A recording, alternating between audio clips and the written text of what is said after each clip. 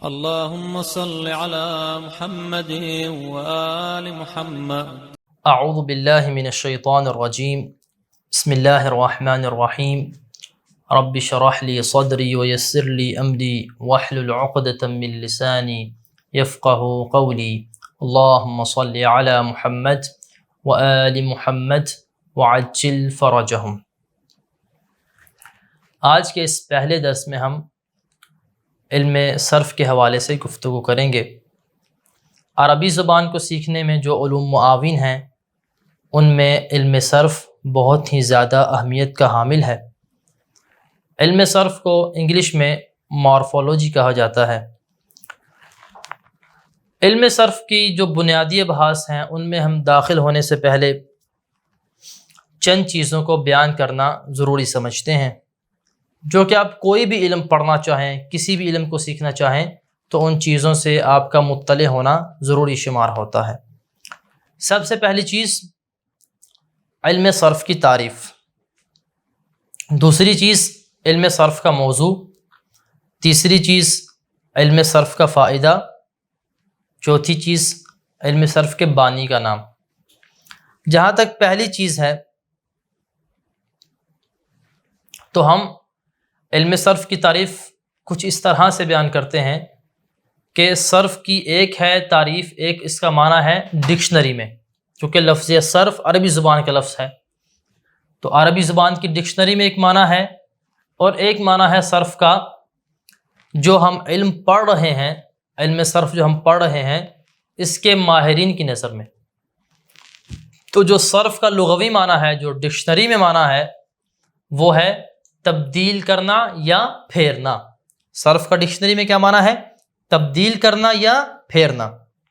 جب یہ معنی واضح ہو گیا تو آپ آ جائیے کہ جو علم ہم پڑھ رہے ہیں اس کے ماہرین کی نگاہ میں علم صرف سے کیا مراد ہے۔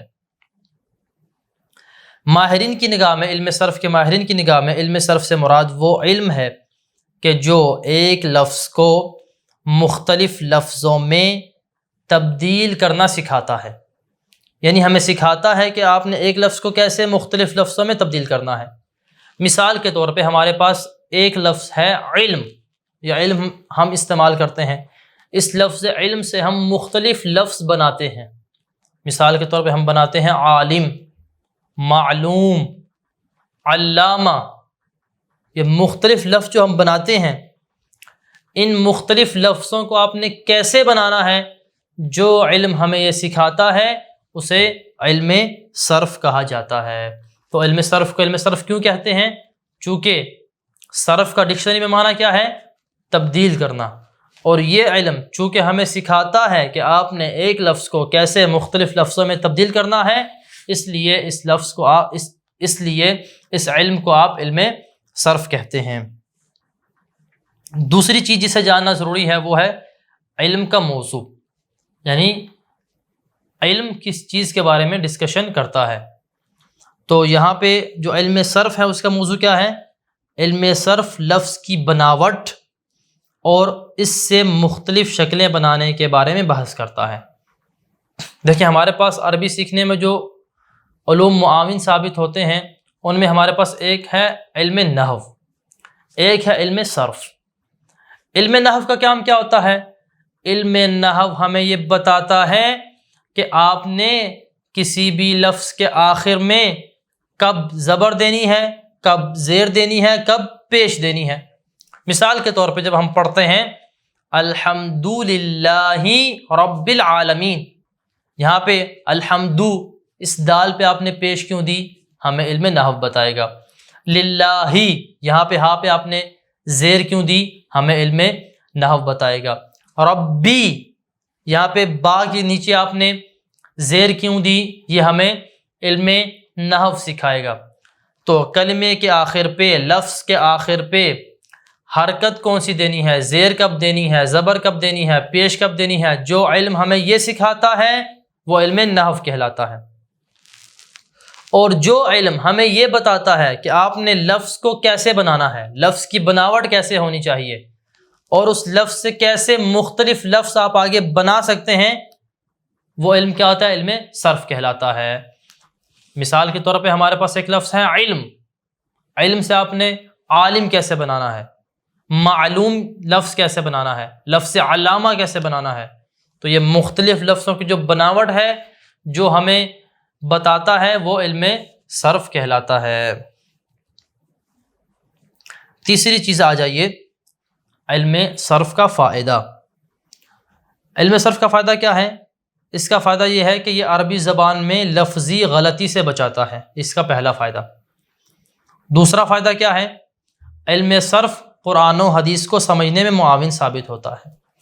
چونکہ قرآن و حدیث عربی زبان میں ہے، جب آپ جان لیں گے کہ آپ ایک لفظ کو تبدیل کر کے کیسے مختلف لفظ بنا سکتے ہیں تو آپ اس بات پہ قادر ہو جائیں گے کہ آپ مختلف معانی حاصل کر سکیں.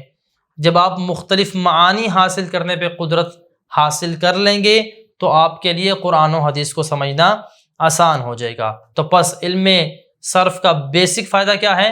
قرآن و حدیث کو سمجھنا. چوتھی چیز جسے جاننا انتہائی ضروری ہے وہ ہے علم صرف کے بانی کا نام. علم صرف کے بانی کا نام ابو مسلم معاذ الحراء الکوفی ہیں، جو کہ حضرت مولا علی علیہ السلام کے بالواسطہ شاگرد ہیں. ابو مسلم معاذ الحراء یہ شاگرد تھے ابو الاسود دوئلی کے، اور ابو الاسود دوئلی کن کے شاگرد ہیں؟ مولا علی علیہ السلام کے. تو علم صرف کی انتہا بھی کہاں جا کے ہوتی ہے؟ حضرت علی علیہ السلام کی ذات مبارک پہ. اور یہ دیکھیں اہل سنت کا بڑا عالم دین ہے جلال الدین سیوطی، علامہ جلال الدین السیوطی.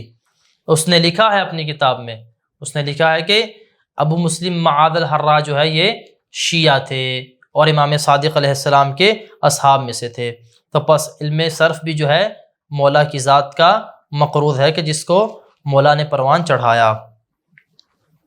جب ہم نے جان لیا کہ علم صرف کی تعریف کیا ہے، اس کا موضوع کیا ہے، کس چیز کے بارے میں ڈسکس کرتا ہے، اس کا فائدہ کیا ہے، اس کے بانی کا نام کیا ہے، تو ابھی ہم بیسک ابحاث کی طرف آتے ہیں. ہمارے پاس ہے لفظ. سب سے پہلے ہمارے پاس کیا ہوتا ہے؟ لفظ ہوتا ہے. لفظ جو ہوتا ہے اس سے کیا مراد ہے؟ مخارج حروف سے نکلنے والی آواز کو لفظ کہتے ہیں. دیکھیں ہمارے جو حروف نکلتے ہیں زبان سے یعنی کسی نہ کسی جگہ سے ٹکرا کے نکلتے ہیں. مثلا جب میں کہتا ہوں با ہونٹوں سے ٹکرا کے نکلتا ہے، ٹھیک ہے. اور کچھ حروف ہیں ہا گلے سے نکلتا ہے ہا. اور کچھ حروف ہیں مثلا تالو کو لگا کے نکلتے ہیں. تو جہاں سے یہ حرف نکلتا ہے اسے مخرج حرف کہتے ہیں، ٹھیک ہے. تو جو بھی آواز مخرج حرف سے ٹکرا کے نکلے اسے کیا کہتے ہیں؟ ہم لفظ کہتے ہیں. دیکھیں ہمارے پاس کچھ آوازیں ایسی ہیں کہ جو کسی حرف کے بغیر نکلتی ہیں. ان میں کوئی حرف نہیں ہے، بغیر حرف کے نکلنے والی آوازیں ہیں. یہ اس آواز کو صوت کہتے ہیں، ٹھیک ہے. لیکن کچھ آوازیں ہمارے پاس کیا ہوتی ہیں؟ کچھ آوازیں ہمارے پاس ایسی ہوتی ہیں کہ جو اپنے ساتھ کسی حرف کو لے کے نکلتی ہیں. مثال کے طور پہ با، قاف، اللہ. دیکھیں یہ آوازیں جب نکل رہی ہیں تو ان کے ساتھ کچھ حروف بھی نکل رہے ہیں. تو جو آوازیں اپنے ساتھ کسی حرف کو لے کے نکلیں اسے کیا کہتے ہیں؟ ہم لفظ کہتے ہیں، ٹھیک ہے. تو بس پہلے درس میں ہم کیا جانیں گے؟ لفظ سے کیا مراد ہے اور اس کی اقسام کیا ہیں اور ہم کس کے بارے میں بحث کریں گے. تو ہم نے کیا جانا؟ لفظ کس آواز کو کہتے ہیں؟ لفظ اس آواز کو کہتے ہیں کہ جو حروف پر مشتمل ہو، جو مخارج حروف سے ٹکرا کے نکلے، اسے ہم لفظ کہتے ہیں. لفظ کی ہمارے پاس بیسیکلی دو قسمیں ہیں، مستعمل و کلمہ اور محمل. مستعمل و کلمہ سے کیا مراد ہے؟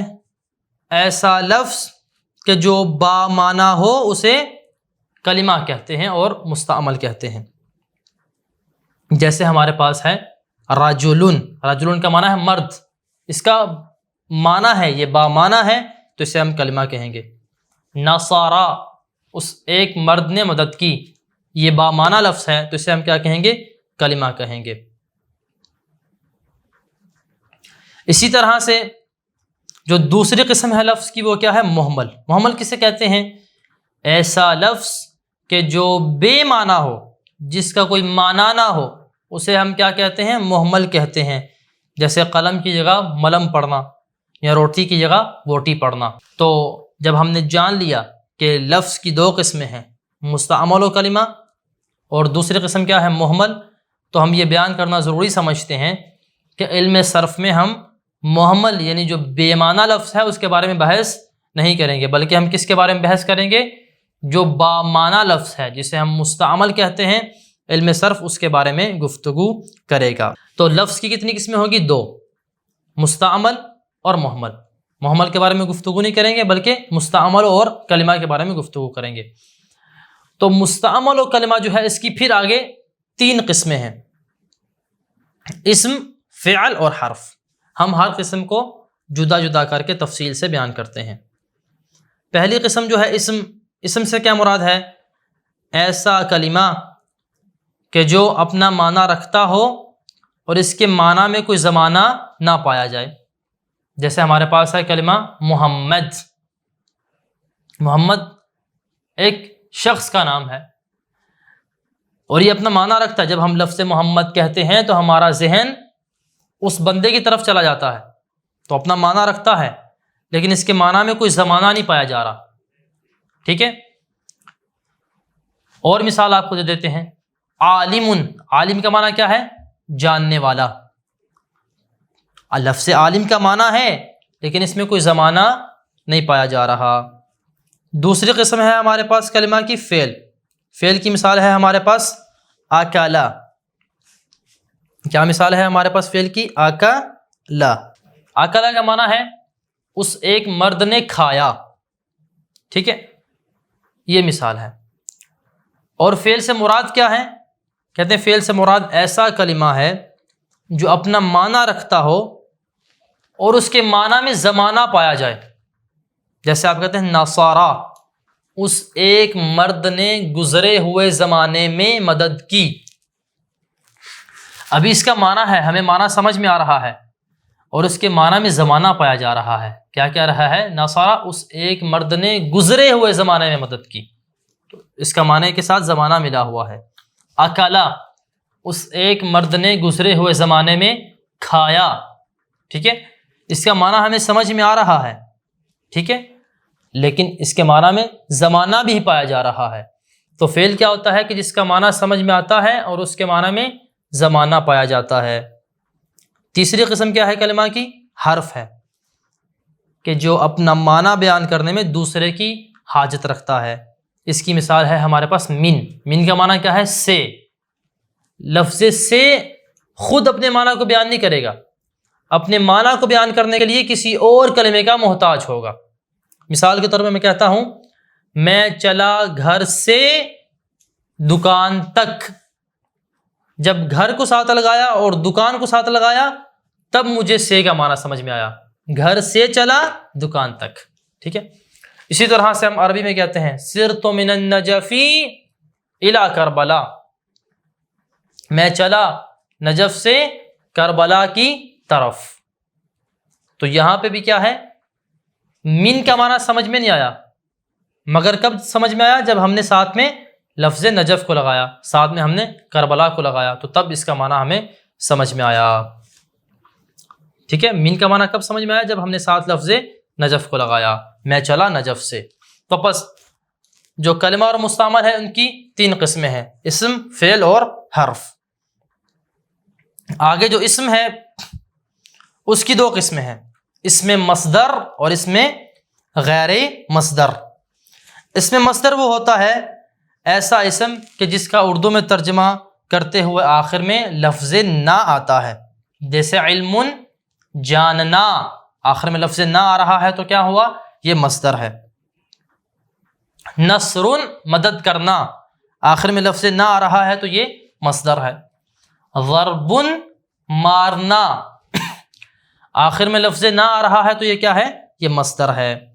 تو پس یہ ہو گیا مصدر۔ دوسری قسم کیا ہے اسم کی؟ اس میں غیر مصدر۔ اس میں غیر مصدر کیا ہوتا ہے؟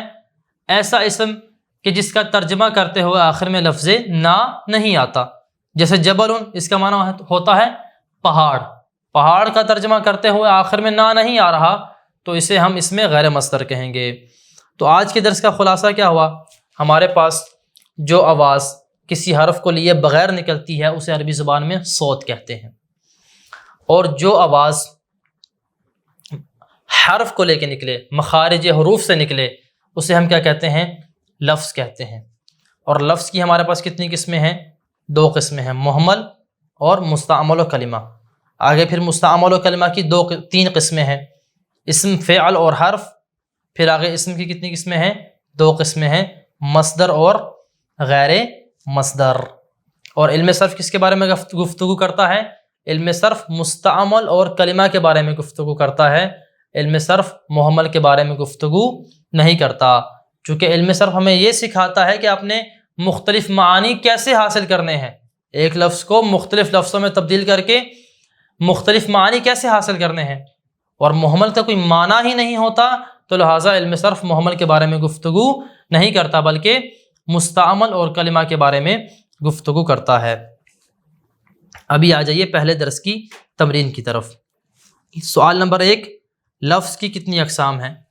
تو اس کا جواب سمپل ہے، لفظ کی 2 اقسام ہیں، مستعمل و کلمہ، اور دوسری قسم کیا ہے؟ محمل۔ دوسرا سوال، کلمہ کی کتنی اقسام ہیں؟ اس کا جواب بھی بالکل سمپل ہے، جیسے آپ نے پڑھا، کلمہ کی 3 اقسام ہیں، اسم، فعل اور حرف۔ تیسرا سوال، اسم کی کتنی اقسام ہیں؟ اس کا جواب بھی بالکل واضح ہے، اسم کی 2 اقسام ہیں، اسم مصدر اور اسم غیر مصدر، جیسا کہ ہم نے درس میں آپ کو تفصیل سے بیان کیا۔ لفظ کی اقسام میں سے ہر ایک کے لیے مثال ذکر کریں۔ لفظ کی 2 اقسام ہیں ہمارے پاس، مستعمل اور کلمہ، یعنی جو بامعنی لفظ ہوتا ہے، دوسری قسم کیا ہے؟ محمل، جو بے معنی لفظ ہوتا ہے۔ محمل کی مثال کیا ہے ہمارے پاس؟ جیسے قلم کو ملم پڑھنا، زید کو دیز پڑھنا۔ اور مستعمل یعنی جو بامعنی لفظ ہے جسے ہم کلمہ بھی کہتے ہیں، اس کی مثال ہمارے پاس کیا ہے؟ اس کی مثال ہمارے پاس ہے رجل، مرد، علی، محمد، جو ہمارے نام ہیں یہ بھی سارے کیا ہیں؟ کلمہ میں آئیں گے، جسے ہم مستعمل کہتے ہیں۔ 5واں سوال، لفظ، کلمہ اور مصدر کی تعریف کریں۔ لفظ سے کیا مراد ہے؟ ایسی آواز کے جو مخارج حروف سے نکلتی ہے، جو کسی حرف کو ساتھ لے کے نکلتی ہے، اسے ہم کیا کہتے ہیں؟ لفظ کہتے ہیں۔ کلمہ سے کیا مراد ہے؟ جو بامعنی لفظ ہو اسے ہم کلمہ کہتے ہیں۔ اور مصدر سے کیا مراد ہے؟ ایسا اسم کہ جب جس کا ترجمہ کیا جائے تو آخر میں لفظ نہ آئے اسے اس میں مصدر کہتے ہیں۔ اس کی مثال ہمارے پاس ہے علم، جاننا۔ علم کیا ہے؟ مصدر ہے، کیونکہ جب ہم اس کا ترجمہ کرتے ہیں تو آخر میں لفظ نہ آتا ہے۔ تو آج کے درس میں ہم اسی پہ اکتفا کرتے ہیں، اور انشاءاللہ اگلے درس میں بقیہ ڈیٹیلز علم صرف کے حوالے سے آئیں گی۔ وصلی اللہ علی محمد وآلہ الطیبین الطاہرین المعصومین۔ اللہم صلی علی محمد وآل محمد وعجل فرجہم۔ اللهم صل على محمد وآل محمد